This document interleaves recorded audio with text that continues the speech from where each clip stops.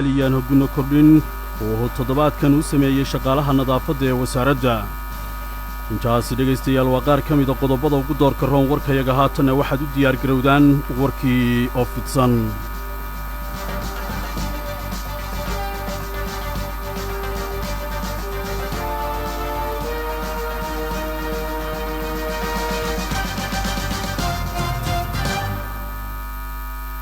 madaxweynaha jamhuuriyadda Soomaaliland mudane Muuse Biixi Cabdi ayaa maanta dhammaan hambalyaha waxa uu diray madaxweynaha waddankaasi Masar oo mar kale dadweynihiisu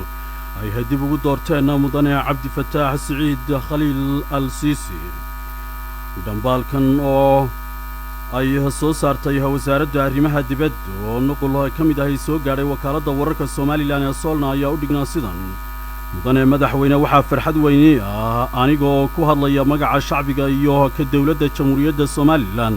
inaan adiga iyo shacbi weynaha dalkaasi Masarba kugu hambalyayo doorashada lagu doortay madaxweynaha jamhuuriyadda aan walaalaha nahay ee Masar, waxaanan ku rajaynayaa guul aad u gaadho himilada shacbiga aan walaalaha nahay ee Masar una gaadhaan horumar iyo barwaaqo dheeraada. madaxweynaha Soomaaliland waxa uu yidhi mudane madaxweyne Masar waa halbowlaha ummadda carabta iyo islaamka guud ahaanba. xasiloonida Masarna waa maslaxadda lagama maarmaanka u ah xasiloonida gobolka oo dhan. waxaana sidoo kale kalsooni buuxda ku qabaa yidhi madaxweynaha Soomaaliland in Masar ay ku soo laaban doonto kaalinteedii si ay u gudato doorkeedii horumarineed ee dhinaca carabta, islaamka iyo Afrika iyo dhammaanba golayaasha carabta. mudane madaxweyne xidhiidhka inaga dhexeeya waa Masar iyo shacbiga dalkaasi Masar waa mid soo jireen ah oo muddo dheer soo taagnaa. waxaanan ku kalsoonahay yidhi madaxweynaha jamhuuriyadda Soomaaliland in xidhiidhkeennu uu noqon doono mid xididada siiya oo hirgeliya waaga cusub oo soo ifa. waxaanan ilaahay kaaga baryayaa yidhi madaxweynaha jamhuuriyadda Soomaaliland kaagana rajaynaya kuna garab galo guusha oo uu kugu hanuuniyo wanaag iyo xaqaha Masar iyo ummadda carabta. waxaana lagu soo gabagabeeyey dhambaalka madaxweynaha Soomaaliland mudane waxaan kaa rajaynayaa in amaba ilaahay ka baryayaa subxaanahu wa tacaala inuu ku waafajiyo tallaabooyinkaaga oo uu kugu caleema saaro dadaalkaaga ku aadan dhammaystirka geedi socodka horumarinta dib u dhiska barwaaqo si loo gaadho heer qaran. wasiirka wasaaradda arrimaha gudaha ee jamhuuriyadda Soomaaliland mudane Maxamed Kaahin Axmed ayaa ka warbixiyey arrinta badda cas iyo cunaqabataynta hubka ee laga qaaday waddanka Soomaaliya. wasiirka wasaaradda arrimaha gudaha Soomaaliland mudane Maxamed Kaahin Axmed ayaa si faahfaahsan waxa uu uga warbixiyey xaaladda amniga ee arrimaha badda cas iyo gacanka carbeed. waxaana wasiirku warbixintiisaasi daboolka kaga qaaday in badda amaba badxeebeedka Soomaaliland amnigeedu sugan yahay wakhtigan. dhinaca kalena wasiirka wasaaradda arrimaha gudaha Soomaaliland mudane Maxamed Kaahin Axmed waxa uu ka warramay in badda cas iyo gacanka carbeed gaar ahaan badda Hindiya ay ka socdaan ama ka jiraan budhcadbadeed faraba'an ku haya gaadiidka maraakiibta ee marinka baddaasi ee iskaga kala goosha badahaasi oo adduunyadu ka qaylisay. iyada oo uu wasiirka wasaaradda arrimaha gudaha Soomaaliland xusay badda Soomaaliland iyo khaliijka carabta u dhaxaysa in amnigeedu uu sugan yahay xilligan oo ay maraan maraakiibta ganacsi ee iskaga kala goosha adduunka, iyada oo xukuumadda Soomaaliland intii kaga aadanayd amniga baddeeda ka soo baxday oo ammaankeedu uu sugan yahay. geestaha kalena wasiirka wasaaradda arrimaha gudaha ee Soomaaliland mudane Maxamed Kaahin Axmed waxa uu sharaxaad ka bixiyey in dawladaha koonfurta waqooyiga badda cas iyo gacanka carbeed deegaanada kala duwan ee khaliijka iyo dalalka Afrika muddooyinkii u dambeeyay ay ku hawlanaayeen inay samaystaan gole ka hawlgala danaha amniga badda cas iyo gacanka carbeed. gabagabadiina wasiirka wasaaradda arrimaha gudaha ee Soomaaliland mudane Maxamed Kaahin Axmed waxa uu xusay in dadaalkaasi xukuumadda Soomaaliland xiriir kala yeelatay sidii ay isaga kaashan lahaayeen ilaalinta amniga ee badda Soomaaliland. wasiirka wasaaradda arrimaha gudaha Soomaaliland mudane Maxamed Kaahin Axmed ayaa geesta kale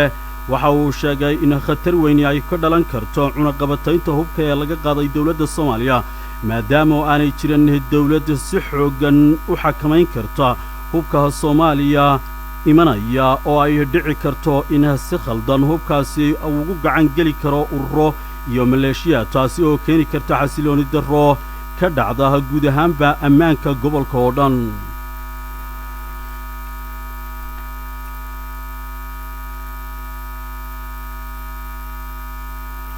wasiirka wasaaradda xiriirka golayaasha iyo arrimaha dastuurka ee dalkani jamhuuriyadda Soomaaliland mudane Cabdinaasir Maxamed Xasan Buuni ayaa maanta kulan waxa uu kula qaatay xafiiskiisa madaxa xafiiska qaramada midoobay ee Soomaaliland Master Simon.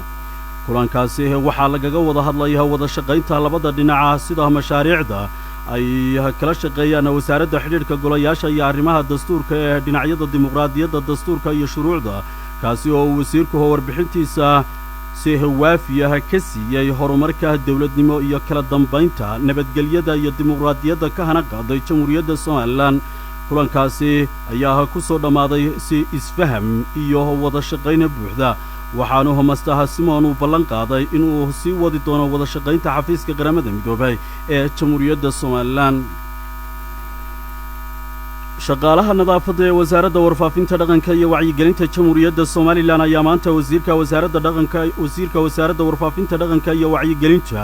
ahna afayeenka xukuumadda Soomaaliland mudane Cali Xasan Maxamed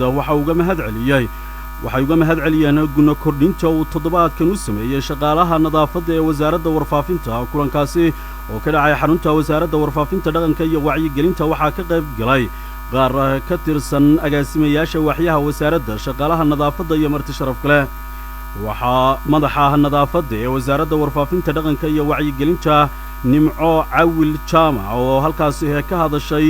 ayaa wasiirka waxay uga mahad celisay sida uu mudnaanta koowaad u siiyay shaqaalaha nadaafadda iyadoo si qoto dheerna uga warrantay xaaladda ay ku shaqeeyaan haweenkaasi.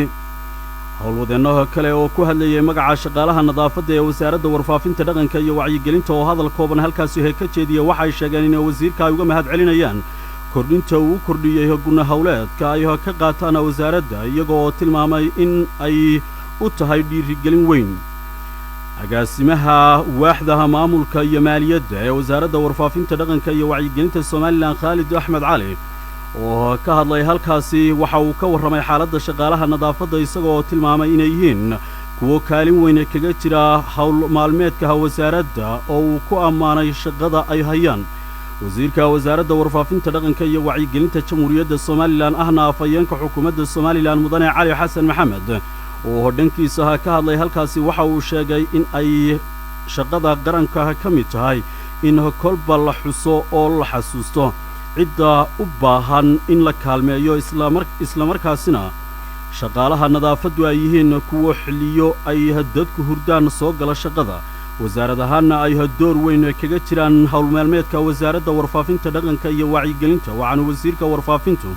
oo guud ahaanba shaqaalaha wasaaradda ku dardaaray in ay sii libinlaabaan shaqada guud ee qaranka loo hayo isagoo si weyn ugu mahad celiyay gabagabadii shaqaalihii nadaafadda ee wasiirka xafladdaasi mahad celinta ku maamusay. warkii oo kala socoteen radio Hargeysa codka jamhuuriyadda Soomaaliland khiyaarta qiimaha badan ee hawada naga dhageysanayo waa naga intaas aad iyo aadna waxaad ugu mahadsantihiin qadarka waqtigiina qaaliga aadna siisaan iyo sida wacanad ula socotaan qaybaha kala duwan ee baahintayda dhageystayaal meel kastoo aad joogtaan waxaan idin leenahay wacan oo wanaagsan. waa 6 bisha Jimaadul Aakhir ee sanadka 1445 hijriya.